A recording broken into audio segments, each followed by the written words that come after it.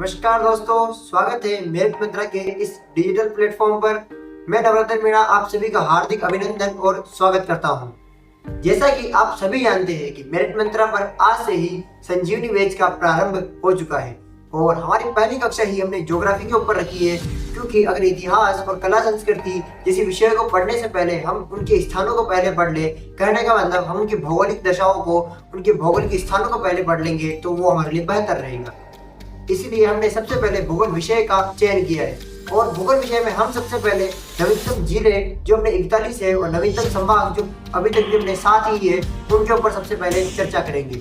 जो विद्यार्थी आज से पहले कभी भूगोल नहीं पढ़ा है या जिसने भूगोल पढ़ लिया है, उन सभी के लिए क्लास महत्वपूर्ण है। इसका सबसे बड़ा कारण है क्योंकि हम इस बैच के अंदर एमसीक्यूज और पीवाईक्यू के अलावा भी आप लोगों के लिए नोट्स लेकर आए हैं, वो भी शॉर्ट नोट्स, जिनको हम पूरी डिटेल के अंदर समझाएंगे।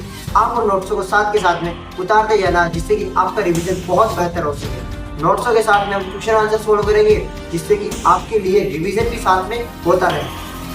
तो ये क्लास आप अपने सभी दोस्तों के पास में शेयर कर दीजिएगा, क्योंकि यह क्लास आपके लिए नहीं, आपके दोस्तों के लिए भी बहुत महत्वपूर्ण होने वाली है। तो अपन अपनी क्लास को शुरू करते हैं, लेकिन एक जानकारी आपको दे दूं, इस क्लास में जो भी पढ़ाया जाएगा, जो भी स्लाइड आएगी, जिनका सारा पीडीएफ, जिनका सारा समावेश आपको हमारे टेलीग्राम चैनल पे मिलेगा।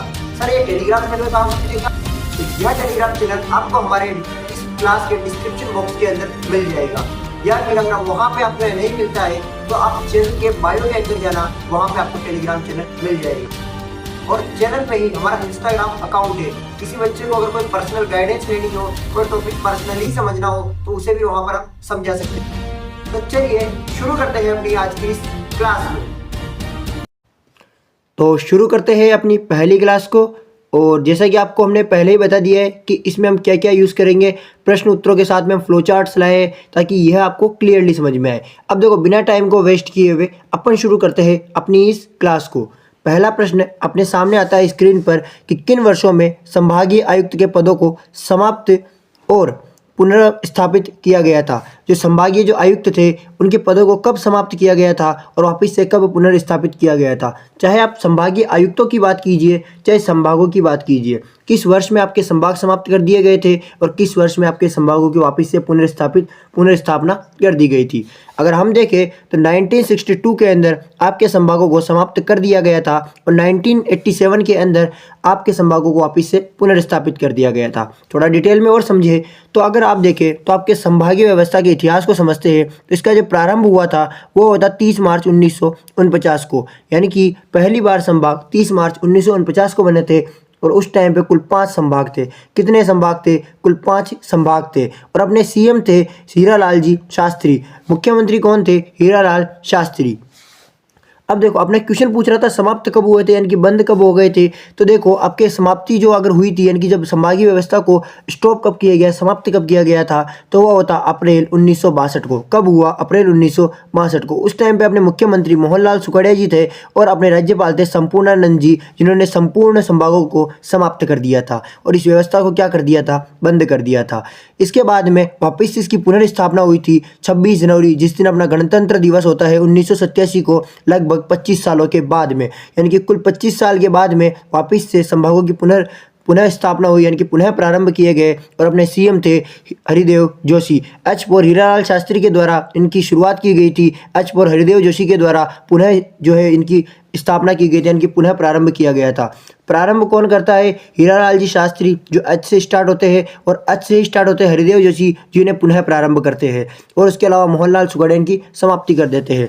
उसके बाद में उस टाइम पर ही एक नया संभाग बनाया गया था, जिसका नाम था अजमेर। क्या नाम था उसका? अजमेर था। अपने राज्यपाल की अगर उस टाइम की बात करें तो उनका नाम था बसंत राव पाटिल। क्या नाम था राज्यपाल का? बसंत राव पाटिल। आपको यहाँ तक क्लियर समझ में आ चुका होगा। आगे देखो, एक नया संभाग बना, यानी कि विस्तार किया गया संभागों का, और संभाग बना 4 जून 2005 को। कब बना? 4 जून 2005 को। उस टाइम पे अपने सीएम थे वसुंधरा राजे सिंधिया जी। कौन थे अपने सीएम? वसुंधरा राजे सिंधिया। और 7वां संभाग बना भरतपुर संभाग। कौन सा संभाग बना? भरतपुर संभाग। जयपुर, और इस भरतपुर का गठन 2 जिलों के टुकड़ों से मिला था। एक तो इसको कोटा के द्वारा भरतपुर और धौलपुर 2 जिले मिले थे, और कोटा के द्वारा तो इसे करौली और सवाई माधोपुर मिला था, वहीं जयपुर के द्वारा इसे धौलपुर और भरतपुर 2 जिले मिले थे। कह सकते हैं कि इसे 4 जिलों से मिलाकर किसका निर्माण किया गया था, भरतपुर संभाग का निर्माण किया गया था। हम पढ़ते हैं भरतपुर, धौलपुर, करौली, सवाई माधोपुर, ये सब किसके अंदर आते हैं, भरतपुर संभाग के अंतर्गत आते हैं। इसके बाद देखो एक चीज़ आपको थोड़ी सी ध्यान रखनी है, राजस्थान में से 3 संभागीय आयुक्त हुए हैं जिनको अतिरिक्त भार दिया गया था, यानी कि अतिरिक्त कार्य दिया गया था। पहले तो उनको संभाग का कार्य तो कंप्लीट करना ही है, लेकिन संभाग के अंदर कुछ और कार्य भी उनको दिए गए थे कि आपको इनकी विशेष जिम्मेदारी आपको सौंपी जाती है। तो जोधपुर के जो संभागीय आयुक्त थे उनको मरुस्थलीय रोकथाम के लिए, यानी कि जो मरुस्थल के अंदर जो मरुस्थलीकरण बढ़ता जा रहा है उसकी रोकथाम के लिए जोधपुर आयुक्त को क्या दिया गया, मरुस्थलीय रोकथाम का कार्य दिया गया, जिम्मेदारी दी गई। और कोटा वाले आयुक्त को सिंचाई विकास का कार्य दिया गया कि सिंचाई का क्या किया जाए, इस संभाग के अंदर विकास और अधिक किया जाए। उदयपुर के आयुक्त को कहा गया कि जनजातीय का विकास किया जाए, जो जनजातीय क्षेत्र है, जो जनजातियां हैं उनका क्या किया जाए, विकास किया जाए। देखो ये आप लोगों की बेसिक हो चुके हैं संभागों के। अब अपन थोड़े से और क्वेश्चन कर लेते हैं। किस अवधि में राजस्थान में संभागीय व्यवस्था अस्तित्व में नहीं रही थी? अस्तित्व में कब नहीं रही थी? जब संभागों को समाप्त कर दिया गया था और वापस से जब पुनः प्रारंभ किया गया था, यानी कि उस 25 साल के दौर में यह संभागीय व्यवस्था अस्तित्व में नहीं थी। तो वह टाइम कौन सा था? 1962 से लेकर 1987, यानी कि 1962 से लेकर 1987 तक की बात है। राजस्थान में संभागीय आयुक्त व्यवस्था को कब पुनर्जीवित किया गया था?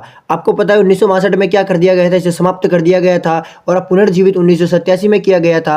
यानी कि इस क्वेश्चन को घुमा फिरा के कैसे भी हो सकता है, पूछ सकते हैं। सारे के सारे क्वेश्चन आपके जो है ओल्ड ईयर्स के ही आप देख सकते हैं। कोई भी क्वेश्चन जो है यहाँ पर हमारे द्वारा नहीं बनाया गया है, सब यहाँ के PYQs ही है। 17 मार्च 2023 को राजस्थान के मुख्यमंत्री ने 19 जिले और 3 नए खंडों को बनाने की घोषणा की थी। यानी कि अभी अशोक गहलोत जी की सरकार के समय में 19 जिलों को और 3 नए खंड यानी कि 3 नए संभागों को बनाने की क्या की गई थी, घोषणा की गई थी।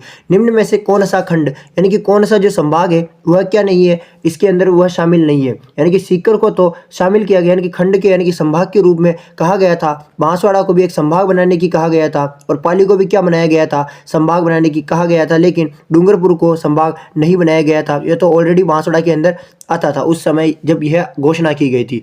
इसके बाद देखते हैं कि थोड़ा संभागों के यानी कि जो अपने नए जिले, जो नए संभाग बने थे उनके ऊपर थोड़ी चर्चा करते हैं कि किस प्रोसेस से नए जिले बने थे और किस प्रोसेस से इनको खत्म कर दिया गया था।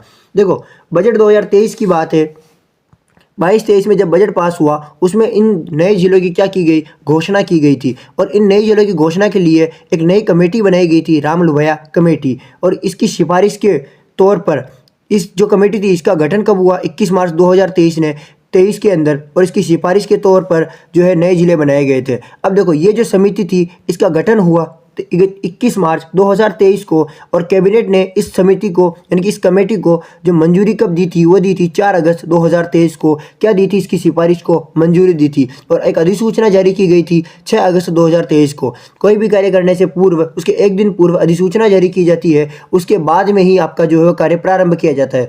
तो यह जो कार्य था यानी कि नए जिले जो थे वो प्रभाव में कब आए थे, आपके 7 अगस्त 2023 को क्या आए थे, प्रभाव में आए थे।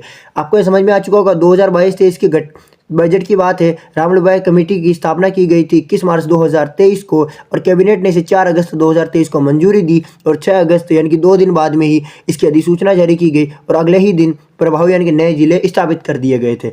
लेकिन हुआ क्या कि समीक्षा यानी कि कहने का मतलब जिलों को हटाने की बात कब की गई थी, भजनलाल सरकार के द्वारा। और एक समिति का गठन किया गया उस समय, ललित के पंवार कमेटी। कौन सी कमेटी थी, ललित के पंवार कमेटी। अब इसी की एक उप समिति बनाई गई थी, यानी कि जो समिति थी वह तो ललित के पंवार थी, लेकिन इसकी एक छोटी यानी कि एक इकाई बनाई गई थी उप समिति और उसके संयोजक थे प्रेमचंद्र बेरवा। कौन थे इसके संयोजक, प्रेमचंद बेरवा। और अगर आप इसके सदस्यों की बात करेंगे, यह सबसे ज़्यादा महत्वपूर्ण है और इतना इंपॉर्टेंट है कि इससे क्वेश्चन आने के चांसेस सर्वाधिक है। तो देखो अगर अपन इसके सदस्यों की बात करते हैं, किसकी, ललित के पंवार के सदस्यों की, तो इसके अंदर आते हैं कन्हैया लाल, सुरेश सिंह, हेमंत सिंह, ठीक है, राज्यवर्धन सिंह, ये राज्यवर्धन सिंह राठौड़ है, और मदन दिलावर, ठीक है, अपने शिक्षा मंत्री जी।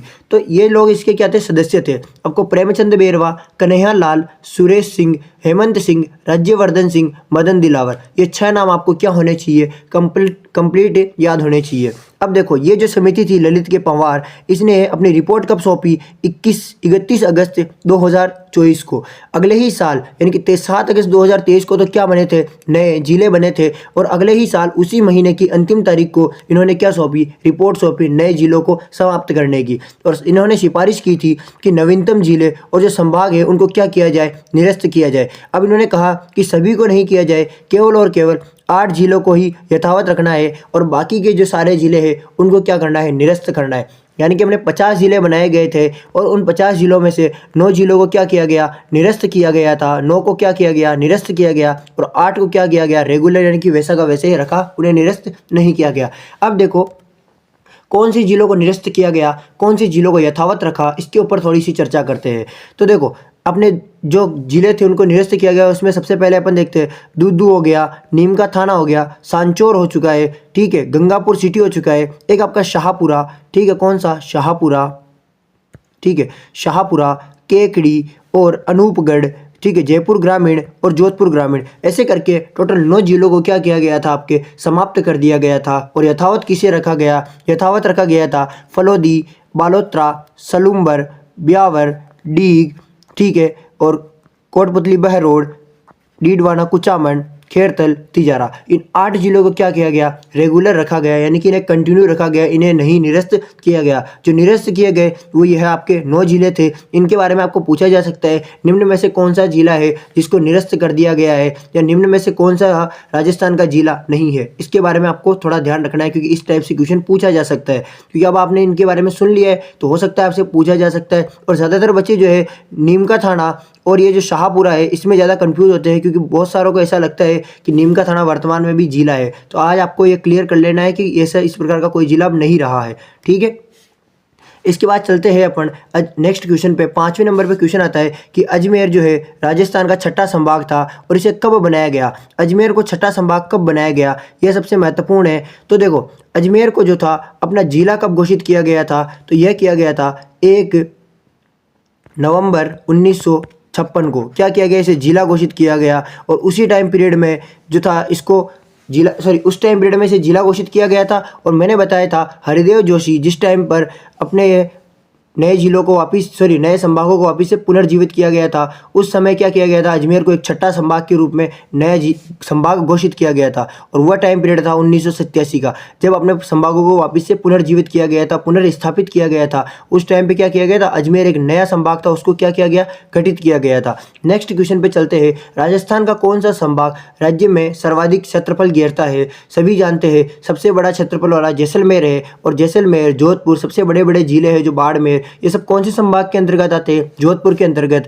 तो सबसे बड़ा क्षेत्रफल में सबसे बड़ा संभाग कौन सा हो चुका है? जोधपुर हो चुका है, ठीक है। हर एक संभाग के बारे में अपन डिटेल से समझेंगे, ऐसा नहीं है। अब देखो थोड़ा सा अपन डिटेल बेसिक को समझते हैं कि जो अपनी प्रशासनिक इकाई थी, यानी कि जो अपने संभाग थे शुरू में कितने थे और उसके बाद एकीकरण पूरा होने के बाद कितने थे। जब एकीकरण का दौर चल रहा था 30 मार्च 1949, जिस दिन अपना राजस्थान जो दिवस था उसकी घोषणा की गई थी, उस समय के अंदर अपने मुख्यमंत्री जो हीरालाल शास्त्री, इनके द्वारा प्रथम बार गठित किए गए थे 25 जिले और 5 संभाग। कितने किए गए?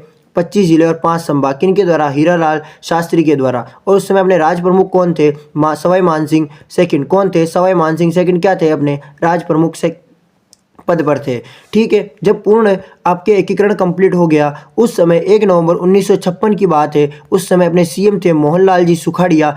तब अपने जो जिले थे वो 26 बन चुके थे। एक नया जिला कौन सा बना? अभी मैंने बताया था अजमेर, जिसको 1 नवंबर 1956 को क्या बनाया गया? नया जिला बनाया गया था। और संभाग तो उतने के उतने ही थे, उन्हें चेंज नहीं किया गया, नहीं बढ़ाया घटाया, कुछ नहीं किया गया। और राज प्रमुख जो पद था इसको समाप्त कर दिया गया और नया पद सर्जित किया गया जिसका नाम था राज्यपाल। और अपने प्रथम राज्यपाल थे सरदार गुरुमुख निहाल सिंह। तो कब की बात है ये? 1 नवंबर 1956 को, जब एकीकरण क्या हो गया था? अपना पूर्ण हो गया था। नेक्स्ट अपन चलते हैं कौन कौन से जिले कब कब गठित किए गए थे। उन 33 जिले, यानी कि अपने शुरू में कितने जिले थे? 26 जिले थे। तो अपने को 7 जिलों के बारे में थोड़ा और डिटेल में देखना पड़ेगा, कौन कौन से जिले जो थे अपने बने थे। तो देखो ये 7 जिले तो अपने क्या हुए थे? 1 नवंबर 1956 के बाद बने थे। और ये 2 जिले जो थे ये एकीकरण के दौर के समय के अंदर ही बन गए थे, यानी कि 1 नवंबर 1956 के पहले ही बन चुके थे। तो देखो सबसे पहले अपन सिरोही को देखते हैं, जिसकी स्थापना 26 जनवरी 1950 को की गई थी। कब की गई? 26 जनवरी 1950 को। और इसके बाद अगला जिला बनाया गया अजमेर को 1 नवंबर 1956 को। अजमेर को क्या बनाया गया? एक नया जिला बनाया गया। इसके बाद में अगर हम आगे देखें, इसे थोड़ा जूम कर देते हैं ताकि आप लोगों को थोड़ा क्लियर दिखे। ठीक है, आगे देखते हैं अपन लोग कि जब पुनर्गठन शुरू हुआ, यानी कि वापिस से जब जो अपना एकीकरण था वो पूरा हो चुका था, अब उसके बाद की बात करते हैं। तो सबसे पहले अपने धौलपुर जिले को बनाया गया था। ठीक है, लाइट वाले बॉक्स के अंदर आपके नए जिले का गठन हुआ था और इस जिले से इसको क्या निकाला गया था? भरतपुर से अलग किया गया था। किसको किया गया था? धौलपुर को। और एक नया जिला बना 15 अप्रैल 1982 को। क्या बना? धौलपुर नया जिला बना। इसके बाद एक त्रिमूर्ति जो समिति थी उसका गठन हुआ और उसके त्रिमूर्ति समिति के द्वारा 3 नए जिलों की घोषणा की गई और वह थे अपने एक ही समय के अंदर किए गए थे, बारां, दौसा और राजसमंद। क्या नाम था? बारां, दौसा और राजसमंद। ठीक है, तो आपको याद रखना है कि बारां को किससे अलग किया गया? कोटा से अलग किया। दौसा को किससे किया गया? जयपुर से। और राजसमंद को उदयपुर से अलग किया गया था। देखो, बारां कौन से संभाग के अंतर्गत आता है? कोटा संभाग के अंतर्गत, तो कोटा से अलग कर दिया गया।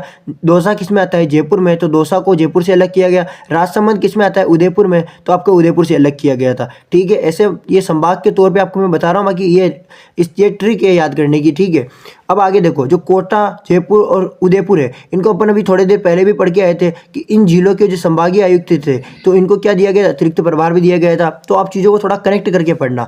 इसके बाद देखो 1994 और 1997 यानी कि 1994 और 97 की बात है। उस टाइम पर 2 जिलों का गठन हुआ, एक था श्रीगंगानगर और एक था सवाई माधोपुर। ठीक है, दोनों क्या थे? एस नाम से शुरू होते हैं, श्रीगंगानगर और एक सवाई माधोपुर। श्रीगंगानगर को हनुमानगढ़ के द्वारा बनाया गया, सॉरी, हनुमानगढ़ का गठन हुआ था और श्रीगंगानगर से इसको अलग किया गया था। थोड़ी मिस्टेक हो चुकी है कि श्रीगंगानगर से अलग करके हनुमानगढ़ का गठन किया गया था 12 जुलाई 1994 को। कब किया गया? 12 जुलाई 1994 को। और सवाई माधोपुर से अलग करके करौली को बनाया गया। किसको बनाया गया? करौली को। और यह बनाया गया था 19 जुलाई 1997 को। ये डेट आपको, यानी कि ये ईयर जो है ये आपको कंप्लीट याद होनी चाहिए। ये डेट भी आपको याद होनी चाहिए। किसी भी डेट के अंदर आपको ऐसा नहीं है कि आपको केवल ईयर याद हो चुका है, डेट नहीं हुआ है। तो आपको डेट्स का भी यहाँ पे क्वेश्चन पूछा जा सकता है। ऑप्शन के अंदर सारे ईयर सेम दिए जा सकते हैं, तो थोड़ा सा आपको ध्यान रखना है। अगला आता है लास्ट एंड फाइनल प्रतापगढ़, जिसको चित्तौड़गढ़ से, उदयपुर से, बांसवाड़ा से, इन तीनों जिलों से क्या किया गया? इसे अलग किया गया और प्रतापगढ़ को 26 जनवरी 2008 को एक नया जिला घोषित कर दिया गया था। प्रतापगढ़ को कब किया गया? 26 जनवरी 2008 को। और किसकी सिफारिश पर किया गया था? यह अपने परमेश चंद्र कमेटी की सिफारिश पर क्या किया गया था? अपने नए जिले की घोषणा की गई थी। उस समय अपने सरकार कौन थी? वसुंधरा राजे सिंधिया थी। उसी समय आपको याद हो तो 2005 के अंदर एक नया संभाग भी बना था, भरतपुर संभाग। ठीक है, अपन इसके ऊपर ऑलरेडी चर्चा कर चुके हैं। आगे हम देखते हैं कुछ क्वेश्चनों को कि अलवर जो जिला है वह कौन से संभाग के अंतर्गत आता है। तो अलवर जिला जो है आपके कंफ्यूज सबसे ज़्यादा करता है, क्योंकि बहुत सारों को लगता है भरतपुर में आता है क्योंकि मेवात का क्षेत्र है, लेकिन नहीं, यह आपके जयपुर संभाग के अंतर्गत आता है। कौन सा? अलवर जिला। इसके बाद राज्य में संभाग एवं जिलों की संख्या क्रमशः कितनी है? ये कांस्टेबल 2022 में पूछा गया था। इसका कहने का मतलब ये पहले के अकॉर्डिंग आपको बताना है कि पहले कितने थे? 7 संभाग और 33 जिले थे। ठीक है, राजस्थान का 33वां जिला, राजस्थान का जो 33वां जिला है उसका क्या नाम है? प्रतापगढ़ है। और जो 2008 में बना, ये कौन से संभाग में आता है? तो आपका प्रतापगढ़ कौन से संभाग के अंतर्गत आता है? तो मैं बता देता हूँ आपको, उदयपुर में। अब देखो थोड़ा डिटेल में अपन हर एक संभागों को पढ़ लेते हैं, कौन से संभाग में कौन से जिले आते हैं, ताकि जो है आपके डाउट जो है वो सारे के सारे क्या हो जाए? क्लियर हो जाए। अब आप देखो, सबसे पहले अपन देखते हैं बीकानेर संभाग को। और बीकानेर जो संभाग है यह आपका क्या है? उत्तर पूर्व दिशा के अंदर है। और सबसे महत्वपूर्ण इसमें कौन कौन से जिले आते हैं? तो इसकी ट्रिक है बिग चूहा। बीकानेर की क्या ट्रिक है? बिग चूहा। अब देखो, बिग चूहा की ट्रिक से सबसे पहले बी से बीकानेर, ग से आपके गंगानगर बन चुका है, और चूहा से आपके चूरू और हनुमानगढ़ बन चुके हैं। ये 4 जिले किसमें आते हैं? बीकानेर के अंदर। इसमें कोई भी नया जिला ऐड नहीं किया गया। हाँ, बीच में अनूपगढ़ जरूर बना था, लेकिन उसे फिर बाद में हटा दिया गया था। उसके बाद जोधपुर संभाग आता है, जिसमें कुल 8 जिले हैं और यह सबसे बड़ा है क्षेत्रफल में। अपन इनके ऊपर भी आगे थोड़ा और चर्चा करेंगे, हर संभाग को थोड़ा विस्तार से पढ़ेंगे, लेकिन यहाँ पर आपको जिले बताए जा रहे हैं। और इसकी ट्रिक थी ट्रिपल जे बसपा। बसपा एक पार्टी है और ट्रिपल जे क्या है? बसपा। तो देखो, ट्रिपल जे से आपके जोधपुर हो चुका है, ठीक है, जैसलमेर हो चुका है, झालोर हो चुका है, और बस से आपके बाड़मेर हो चुका है, स से आपके सिरोही हो चुका है और पा से आपके पाली हो चुका है। और दो नए जिले फलोदी और बालोतरा, दो नए जिले कौन से हैं? फलोदी और बालोतरा दो नए जिले इसमें शामिल किए गए थे। ठीक है, आपको ट्रिकों से थोड़ा याद होगा आसानी से। इसके बाद देखते हैं उदयपुर संभाग, जिसके अंदर 7 जिले आते हैं। थोड़ा मैप पे ध्यान मत देना, आप यहाँ पे जो साइड में डायग्राम्स बनाए गए उन पे ध्यान देना।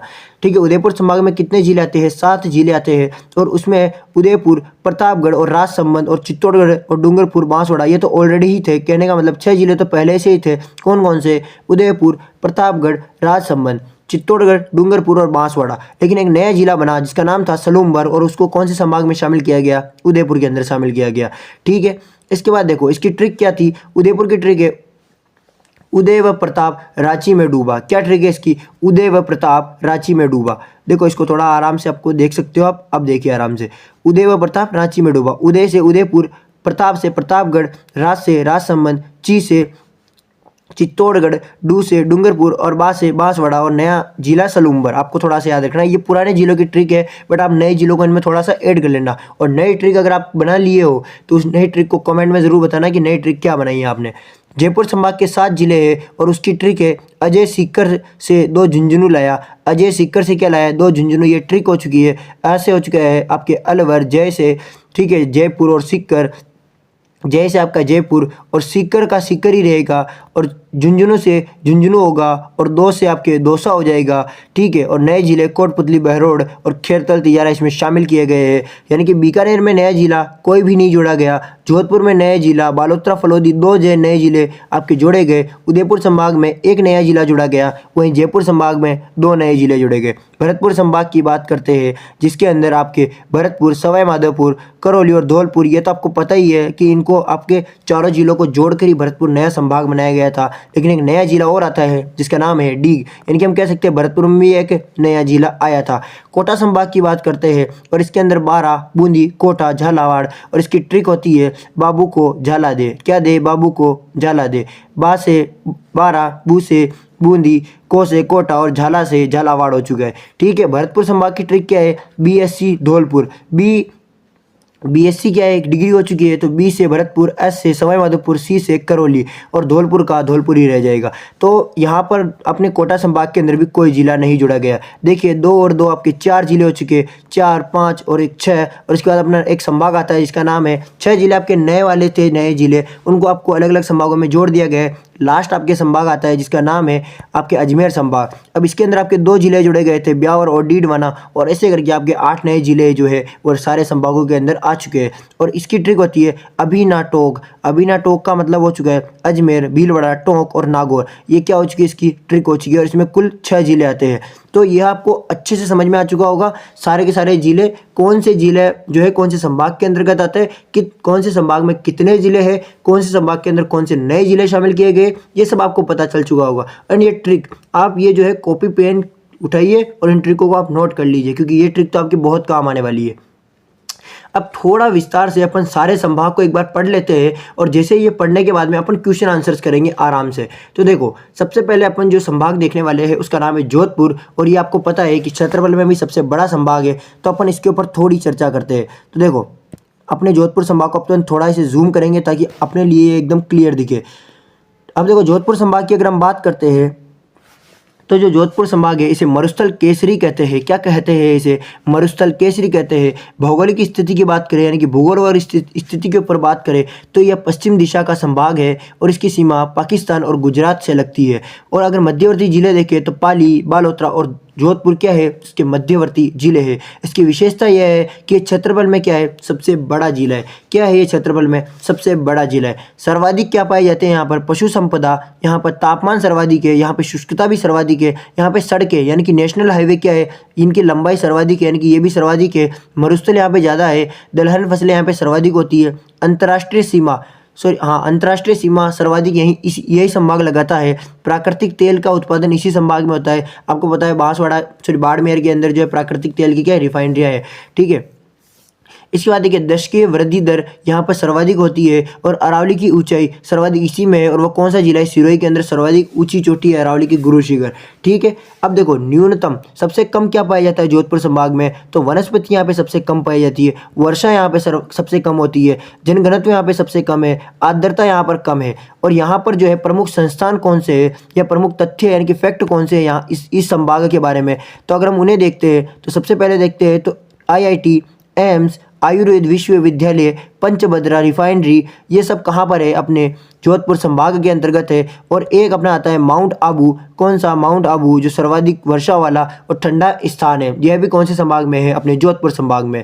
अब अपन देखते हैं अपने नेक्स्ट संभाग को, जिसका नाम है उदयपुर संभाग। क्या नाम है इसका, उदयपुर संभाग। उदयपुर संभाग जो है पर्वत और वन क्या है यहाँ पे सर्वाधिक है। भौगोलिक स्थिति की अगर हम थोड़ी बात करते हैं तो ये आपका दक्षिण का संभाग है और यह जो सीमा है गुजरात और मध्य प्रदेश से लगाता है। मध्यवर्ती इसके सलूम्बर और राजसमंद मध्यवर्ती जिले हैं। और इसकी विशेषता क्या है कि ये एक विखंडित संभाग है। सबसे महत्वपूर्ण और सबसे फैक्टली लाइन है कि विखंडित संभाग कौन सा है, आपका कौन सा है, उदयपुर। और इसमें कौन सा विखंडित जो है जिला है वो है चित्तौड़गढ़। इसे क्या करता है, विखंडित करता है यानी कि अलग करता है। एकमात्र संभाग जहां से कर्क रेखा गुजरती है। कौन से जिलों से कर्क रेखा गुजरती है तो बांसवाड़ा और डूंगरपुर आएगा। लेकिन कौन से संभाग से गुजरती है तो आपका उदयपुर आ जाएगा। सर्वाधिक जो है यहाँ पर क्या पाई जाती है, नदियों का उद्गम यहाँ पे सर्वाधिक होता है। अरावली का विस्तार यहाँ पे सर्वाधिक है, लेकिन अरावली की ऊंचाई कहाँ पर है, जोधपुर संभाग में, और विस्तार उदयपुर संभाग में। मीठे पानी की झीलें कहाँ पर है, सर्वाधिक उदयपुर संभाग के अंदर। और पशु घनत्व कहाँ पर आपका सर्वाधिक, उदयपुर संभाग के अंतर्गत। आर्थिक और अन्य बातों के बारे में बात करें तो यहाँ पर सीमेंट के कारखाने भी क्या है, अच्छे खासे सर्वाधिक है। और देखो खनिज भंडारों की अगर हम बात करें तो सर्वाधिक खनिज भंडार भी यहीं पे होते हैं। मक्का का उत्पादन भी यहाँ इस संभाग में सर्वाधिक होता है। और पठार और दुर्ग हो चुके हैं तो वो भी सर्वाधिक है। देखो 84 दुर्ग तो अकेले राणा कुंभा ही बनाकर चले गए, तो आप सोच सकते हैं कि इस संभाग के अंदर कितने सारे दुर्ग हो सकते हैं। इसके बाद अपन देखते हैं बीकानेर संभाग, भरतपुर संभाग, कोटा संभाग, इन संभागों के ऊपर भी अपन चर्चाएं कर लेते हैं। सबसे पहले अपन भरतपुर संभाग को समझेंगे। और भरतपुर संभाग को अगर हम देखें तो ये पूर्व का क्या है, प्रवेश द्वार है। भरतपुर संभाग को क्या कहते हैं, पूर्व का प्रवेश द्वार कहते हैं। और इसकी दिशा कौन सी है, पूर्व दिशा के अंतर्गत है। और मध्यवर्ती कौन है इसके, तो इसके मध्यवर्ती है कोई भी नहीं है। ठीक है, इस मध्यवर्ती में कोई भी नहीं है। सीमा किससे लगाता है, हरियाणा, उत्तर प्रदेश और मध्य प्रदेश से क्या लगाता है, यह सीमा लगाता है। मोस्ट इंपॉर्टेंट बात कि यह 3 राज्यों से सीमा लगाने वाला एकमात्र क्या है, संभाग है जो 3 राज्यों से क्या लगाता है, आपकी सीमा लगाता है। कौन कौन से, यूपी एमपी हो चुके हैं, हरियाणा को भी आप ऐड कर लीजिए, यूपी एमपी एचपी। ठीक है, सारे के सारे, सॉरी एचपी नहीं है तो हरियाणा है। ठीक है, एचआर। विशेषता है, देखो विशेषताओं की बात करें तो क्षेत्रफल में क्या है, सबसे छोटा है। और क्षेत्रफल में सबसे बड़ा अपना जोधपुर है।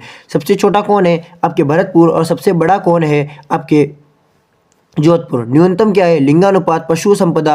और ये चीज़ें सर्वाधिक कहाँ पर है, आपके उदयपुर के अंदर। सर्वाधिक क्या होती है, सरसों। राष्ट्रीय उद्यान यहाँ पे सर्वाधिक है। और टाइगर यहाँ सर्वाधिक है, क्योंकि राष्ट्रीय उद्यानों में टाइगर वाले जो उद्यान है वो सर्वाधिक है, इसीलिए आपको यह थोड़ा ध्यान रखना है।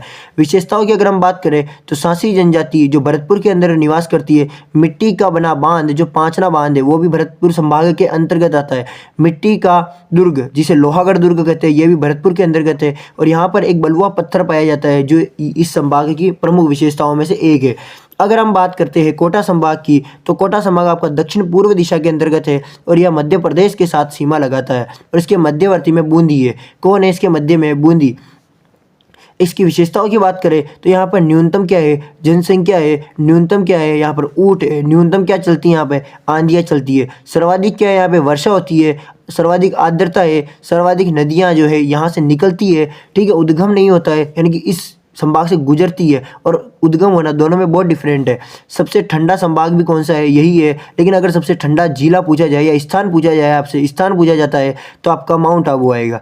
ठीक है, अगर आगे देखते हैं इसकी कृषि और मृदा के बारे में तो यहाँ पे काली मृदा जो यानी कि वर्टिसोल जो मृदा है वो सर्वाधिक पाई जाती है। उत्पादन यहाँ पे सोयाबीन का, धनिया का, लहसुन का होता है। और संतरा झालावाड़ के अंतर्गत अंदर सर्वाधिक होते हैं। नेक्स्ट अगर अपन देखते हैं बीकानेर संभाग को, और बीकानेर संभाग के अंदर अगर अपन देखें तो इसकी जो स्थिति है वह कौन से दिशा में है, उत्तर दिशा में क्या है बीकानेर संभाग की स्थिति है। मध्यवर्ती में इसके कोई भी नहीं है। सीमा किससे लगाता है, पाकिस्तान से, पंजाब, हरियाणा से। ठीक है, यह भी किससे लगाता है, अंतर्राष्ट्रीय सीमाएं बनाता है। और पंजाब और हरियाणा के साथ भी क्या बनाता है, सीमा बनाता है। विशेषताओं की बात करें तो नहरों से यहाँ पे सिंचाई होती है, आंधियाँ यहाँ पर सर्वाधिक चलती है, ठीक है, आंधियाँ यहाँ पे सर्वाधिक चलती है, न्यूनतम कोटा में चलती है। नदियाँ न्यूनतम क्या है यहाँ पे नदियाँ हैं और 80 जनसंख्या यहाँ पे निवास करती है। समस्या क्या है यहाँ पे सेम की समस्या क्या है सर्वाधिक है इस क्षेत्र के अंदर। कृषि और आर्थिक चीज़ों के बारे में अगर हम देखते हैं तो यहाँ पर जो है अनाज की फसल, ठीक है, फसलें कौन सी सर्वाधिक होती है अच्छी खासी, तो अनाज, कपास, गन्ना, खजूर यहाँ पर अच्छे खासे होते हैं। खजूर के अनुसंधान केंद्र, बेर अनुसंधान केंद्र आपके बीकानेर में है। ये अगर आप लोगों ने सामान्य ज्ञान की क्लासें देखी होगी तो उसके अंदर मैंने बताया हुआ है।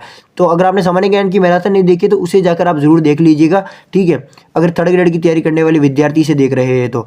एशिया का सबसे बड़ा, इस क्लास के खत्म होने के बाद देखना, ठीक है, एशिया का सबसे बड़ा कृषि फार्म जो सूरतगढ़ के अंतर्गत है वह भी आपका इसी संभाग में है। सबसे बड़ी ऊन मंडी बीकानेर के अंदर है। प्रथम जैतून रिफाइनरी जो आपकी लूणकरण के अंदर है। देखो अपने 5 संभाग हो चुके हैं, पांचों संभागों को हमने फुल डिटेल में देखा है। पहले हमने देखो हर चीज़ को टुकड़ों में काटा है, क्योंकि मैं एक साथ सारा कचरा करता तो शायद आपको कन्फ्यूजन हो जाता। लेकिन हमने क्या किया है, पहले तो हम लोगों ने उन संभागों के जिलों को समझा है, उसके बाद हमने उन संभागों के डिटेल्स को समझा है। अब अपन लोग जो चलते हैं अपने नेक्स्ट संभाग के ऊपर, जिसका नाम है जयपुर संभाग। तो जयपुर संभाग की हम बात करते हैं और जयपुर संभाग आपका उत्तर पूर्व दिशा के अंदर है। अगर हम राज्य की बात करें तो ये हरियाणा के साथ सीमा लगाता है और मध्यवर्ती जिले जयपुर और एक दौसा, ठीक है, जयपुर और दौसा क्या है इसके मध्यवर्ती जिले हैं। जनसंख्या की बात करें तो यहाँ पर सर्वाधिक जनसंख्या निवास करती है। यहाँ का जनघनत्व भी सर्वाधिक है और यहाँ की साक्षरता भी क्या है सर्वाधिक है। सर्वाधिक मतदाता भी आपके जयपुर संभाग के अंदर ही निवास करते हैं। सर्वाधिक सैनिक जो आपके जयपुर संभाग के अंदर है और दुग्ध उत्पादन भी सर्वाधिक आपका जयपुर संभाग के अंतर्गत ही होता है। भैंस संपदा जो है वह भी जयपुर संभाग के अंदर ही सर्वाधिक है। वहीं सर्वाधिक जो उद्योग यानी कि जैसे लघु उद्योग, मध्यम उद्योग, वृद्धि उद्योग, ये सारे के सारे उद्योग आपके कहाँ पर है जयपुर संभाग के अंदर सर्वाधिक है। कृषि के बारे में अगर हम देखते हैं तो जयपुर के अंदर सब्जियां, बेर, इस प्रकार की कृषि क्या होती है सर्वाधिक होती है। हमने यहाँ पर अब तक 6 संभाग पूरे कर लिए हैं। अब हमारी बारी आती है अजमेर संभाग की, जो क्या है राजस्थान का हृदय। अजमेर को क्या कहते हैं राजस्थान का हृदय कहते हैं और ये एक मध्यवर्ती क्या है संभाग है। अगर हम देखें तो दिशा तो इसकी मध्य हो चुकी है और यह किस राज्य के साथ सीमा लगाता है तो वह है आपका मध्य प्रदेश। मध्य प्रदेश के साथ ये क्या लगाता है सीमा लगाता है। यह एकमात्र संभाग है जो सभी संभागों को क्या करता है टच करता है, सभी संभागों को छूता है। कौन सा संभाग आपका अजमेर संभाग, ठीक है। इसके अलावा अगर आप देखते हैं तो इसकी भौतिक स्थिति, अब देखो यहाँ पर आपके एक चीज़ देखी है कि यह मध्यवर्ती है और यह सभी जो है राज्य सभी जिलों को छूता है। इसके अलावा यह मध्य प्रदेश के साथ सीमा लगाता है। एक और बात मैं अगर आपको बताऊं तो केवल और केवल भीलवाड़ा जिला ही क्या है जो है आप लोगों के इसमें सीमा बनाता है, किसके साथ मध्य प्रदेश के साथ। वरना अजमेर का कोई भी जिला यानी कि कोई भी जिला अजमेर संभाग का जो किसी भी राज्य के साथ सीमा नहीं बनाता है, केवल भीलवाड़ा ही बनाता है, वो भी थोड़ी सी बनाता है बिजोलिया के आगे। तो आगे आप देखते हैं अगर हम इसकी भौतिक स्थिति की बात करें तो अरावली का न्यूनतम विस्तार है इस क्षेत्र के अंदर। सर्वाधिक क्या पाई जाती है यहाँ पर घाटियाँ पाई जाती है, ठीक है। और खारे पानी की जो सर्वाधिक जिले जैसे सांबर झील हो चुकी है, डीडवाना, कुचामन, ये सारी जिले कहाँ पर है आपके अजमेर संभाग के अंदर है। मैं अजमेर की बात नहीं कर रहा हूँ, अजमेर संभाग की बात कर रहा हूँ। खनिज और इसके विशेषताओं की कुछ बातें करें तो यहाँ पर सर्वाधिक तांबड़ा, अब्रक, जिप्सम, सफ़ेद संगमरमर यहाँ पर खनिजों के रूप में सर्वाधिक होते हैं। मार्बल की मंडी जो किशनगढ़ के अंदर है और पशु मेला, गुलाब और पशु मेले और गुलाब जो आपके पुष्कर के अंदर सर्वाधिक होते हैं। ये चीज़ें कहाँ पर है आपके अजमेर संभाग के अंतर्गत है। लेकिन यहाँ पर सबसे बड़ी समस्या है फ्लोराइड, जो कि कुबड़ पट्टी के नाम से जाना जाता है। अगर आपको याद है तो हमने बीकानेर संभाग के अंदर पढ़ा था कि वहाँ पर सेम की समस्या सर्वाधिक है। उसी प्रकार से अजमेर संभाग के अंदर फ्लोराइड यानी कि कुबड़ पट्टी की जो समस्या है वह सर्वाधिक है। अगर हम आगे चलते हैं अब क्वेश्चन आंसर्स को करेंगे, हमने लगभग जो है डिटेल्स को समझ लिया है। हमने सबसे पहले क्या किया है कि इन संभागों के जो अंदर जो जिले आते थे उनको पढ़ा है। उसके बाद में हमने इन संभागों के बारे में डिटेल्स को पढ़ा है और उससे पहले इसके इतिहास को पढ़ा है और जो जिले थे उनका गठन कब हुआ इसके बारे में हमने पढ़ा है। जो नए जिले बने हैं वो कब गठित हुए और किस प्रकार से उनका गठन किया गया सरकार के द्वारा, उन सब चीज़ों को हमने एक एक करके बारीकी से सबको समझा है। अब हमारी बारी आती है प्रश्न उत्तरों की कि सवाई माधोपुर किस संभाग में आता है। अगर आपको याद हो तो सवाई माधोपुर को कोटा से अलग करके भरतपुर संभाग के अंदर मिलाया गया था। जब भरतपुर संभाग का निर्माण किया गया था तो कोटा कौन से संभाग के अंदर आता है भरतपुर संभाग, सवाई माधोपुर कौन से संभाग में आता है आपका भरतपुर संभाग के अंतर्गत आता है। संभाग और जिलों का सही युग्म कौन सा है। अगर हम संभाग और जिलों के सही युग्म की बात करें तो यहाँ पर अपने पास में संभाग है अजमेर, संभाग है बीकानेर, संभाग है कोटा और संभाग ही है उदयपुर।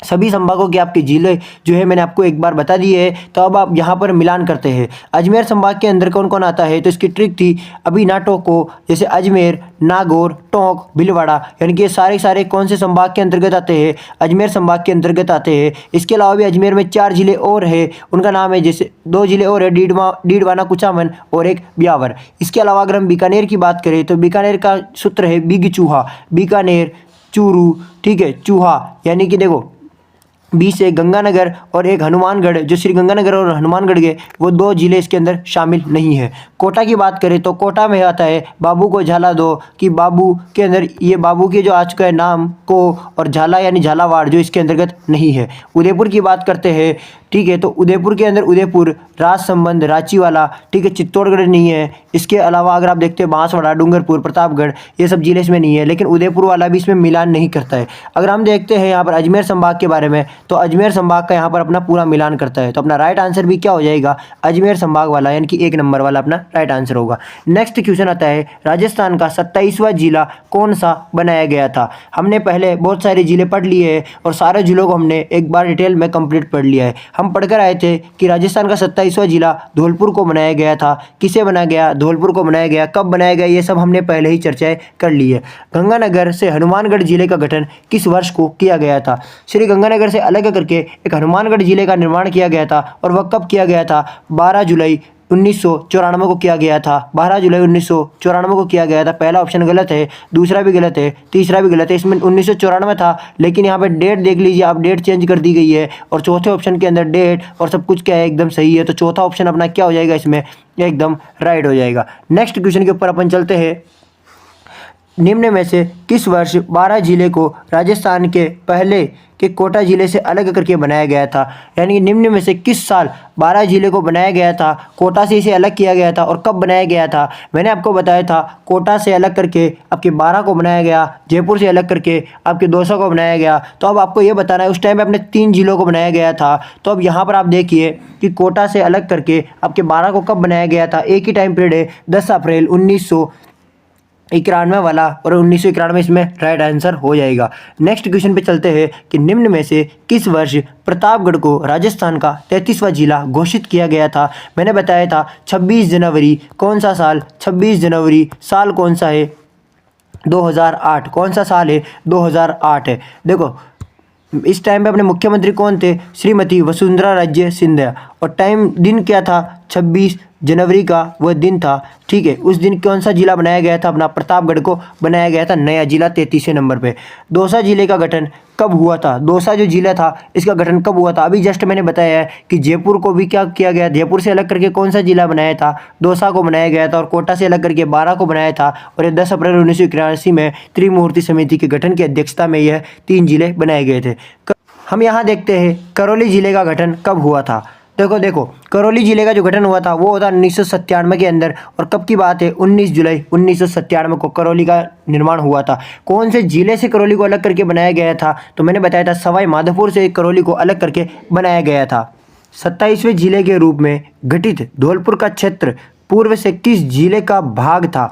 देखो 27वां जिला अपना धौलपुर बना था, और इसका क्षेत्र कौन सा था, पूर्व था, और ये किस जिले से इसको अलग करके बनाया गया था। तो मैंने आपको बताया था कि इसको बनाया गया था भरतपुर के माध्यम से। अब देखो यहाँ पर ऑप्शन के अंदर भरतपुर है, इस ऑप्शन में भी भरतपुर है, और इसमें भी भरतपुर है, लेकिन यहाँ पर भरतपुर के साथ में सवाई माधोपुर दे दिया, दौसा दे दिया, करौली को दे दिया। तो ये चीज़ें अपने लिए सही नहीं है, क्योंकि इसको केवल और केवल भरतपुर के ही टुकड़े से अलग करके इसको किसको बनाया गया था, धौलपुर को बनाया गया था। धौलपुर को किससे अलग किया गया था, केवल भरतपुर से, ना कि किसी भरतपुर के साथ में दूसरे जिले को शामिल किया गया था।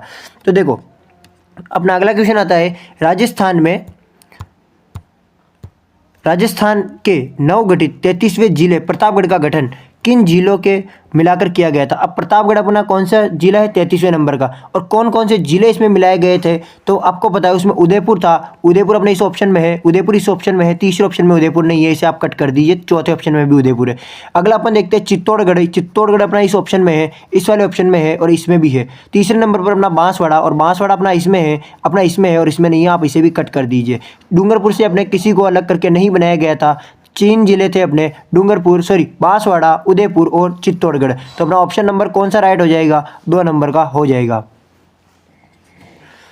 क्वेश्चन नंबर हम 20 के ऊपर बात करते हैं। कौन से जिला मुख्यालय की तहसील जिले के नाम पे से नहीं है? कौन सा जिला मुख्यालय है जिसकी तहसील उस जिले के नाम से नहीं है? तो राजसमंद एकमात्र ऐसा जिला है जिसकी तहसील जो है उस जिला मुख्यालय के अंदर नहीं है। यानी कहने का मतलब, इस राजसमंद के बारे में अगर मैं आपको बताऊं तो यहाँ का जो जिला मुख्यालय है उसके नाम पर इस जिले का नाम नहीं रखा गया है, बल्कि यहाँ पर इसका नाम इस एक झील के नाम पर रखा गया है, इस जिले का नाम। ठीक है, आगे देखो। राजस्थान विभाग राजस्थान की अधिसूचना के द्वारा नवगठित 17 जिले 3 संभागों की प्रशासनिक आवश्यकता के संबंध में समीक्षा हेतु गठित मंत्रिमंडल की उप समिति का निम्न में से कौन सा सदस्य नहीं है? मैंने आपको बताया था कि आप लोगों के जब 17 जिले घोषित कर दिए गए थे, 3 नए संभाग घोषित कर दिए गए थे, उस समय आपके नए रामलुभाया समिति ने ये सब क्या किए थे? घोषित किए थे इनकी सिफारिश रख के। लेकिन सबसे इम्पोर्टेंट कि जब अशोक गहलोत की सरकार जाने के बाद में भजनलाल सरकार आई और उन्होंने ललित के पंवार नाम की समिति बनाई और उस समिति ने यहाँ पर 17 जिले और 3 संभागों को हटाने की बात की गई और 8 ही जिलों को केवल रखने की बात की गई और 3 संभागों को निरस्त करने की बात कही गई और 9 जिलों को क्या किया गया? निरस्त किया गया। केवल 8 ही जिले इसमें रखे गए थे। लेकिन सबसे महत्वपूर्ण बात कि उसके ही एक उपसमिति बनाई गई थी, यानी कि ललित के पंवार, कि ये कहना चाहता है कि आवश्यकता के संबंध में समीक्षा के लिए गठित जो मंत्रिमंडल था उसकी उपसमिति का निम्न में से कौन सा सदस्य नहीं है? मैंने आपको उसकी उपसमिति के सारे सदस्य बताए थे, जिसमें अपने सुरेश सिंह भी थे, हेमंत मीणा भी थे, जिन्हें हेमंत सिंह के नाम से वहाँ पे दर्शाया गया था, राज्यवर्धन सिंह थे जिनका पूरा नाम राज्यवर्धन सिंह राठौड़ है, लेकिन जोगाराम पटेल उसके अंदर शामिल नहीं थे। तो अपना आंसर कौन सा राइट हो जाएगा? कौन शामिल नहीं था? और नहीं के नाम पर अपन जोगाराम पटेल पे राइट आंसर लगाएंगे। नेक्स्ट क्वेश्चन आता है, कौन से युग में सही सुमेलित है? अपने को सही सुमेलित युग्मों को पहचानना है। ये सही और नहीं, इन दोनों में आपको डिफरेंट पता रखना चाहिए, क्वेश्चन पे इससे हाईलाइट कर लेना चाहिए। देखो, जोधपुर, सीकर, जैसलमेर और करौली, अब इनके बारे में पूछा जा रहा है कि ये जो जिले हैं इनके बारे में आपको देखना है कि ये कितने सही है। देखो, जोधपुर क्या है? एक अनियमित बहुभुजाकार जिला है, नहीं, ये चीज़ इसकी गलत है। सीकर एक अर्धचंद्राकार जिला है, एकदम सही बात है। जैसलमेर मयूराकार दिखता है, नहीं, जैसलमेर मयूराकार नहीं दिखता है। ठीक है, और करौली आपका बतख के आकार का दिखता है, करौली आपके बतख के आकार का सही है, एकदम दिखता है। तो इसमें आपके ऑप्शन नंबर 2 और ऑप्शन नंबर 4 क्या? ऑप्शन नंबर 2 और ऑप्शन नंबर 4 क्या हो जाएंगे? एकदम राइट हो जाएंगे। तो आपका आंसर कौन सा हो जाएगा? चौथे नंबर का आपका आंसर हो जाएगा। तो यहीं पर अपनी ये क्लास ख़त्म होती है। तो मिलते हैं अपनी नेक्स्ट क्लास में। मैं आशा करता हूं कि आपको यह क्लास बहुत अच्छी लगी होगी। एंड संजीवनी बैच की ऐसी क्लासेस अब निरंतर आती रहेगी, बिना किसी रुकावट के क्लासेस चलती रहेगी। और राजस्थान की जितनी भी भर्ती परीक्षा है उनकी सभी कॉमन सब्जेक्टों को मद्देनजर रखते हुए अपनी ये क्लासों की सीरीज चलेगी। और यह सीरीज़ की कोई फिक्स अवधि नहीं है और इसके लिए कोई भी शुल्क आपसे नहीं लिया जाएगा। यह निःशुल्क यूट्यूब पर चलती रहेगी। यह क्लासें आपके मेरिट मंत्रा पर प्रतिदिन आती रहेगी। तो सब्सक्राइब कीजिए मेरिट मंत्रा। मिलते हैं अपनी नेक्स्ट क्लास में, तब तक के लिए जय हिंद, जय भारत।